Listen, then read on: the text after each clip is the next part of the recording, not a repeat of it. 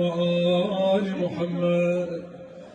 اللهم كن لوليك الحجة ابن الحسن صلواتك عليه وعلى آله في هذه الساعة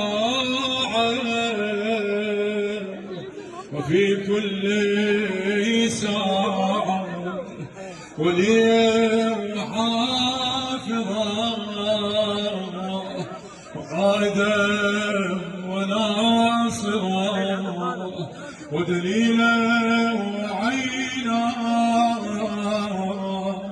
حتى تسكنه أرضك طوعا وتمتعه فيها طويلا برحمتك يا أرحم الراحمين. اللهم صل على محمد وآل محمد.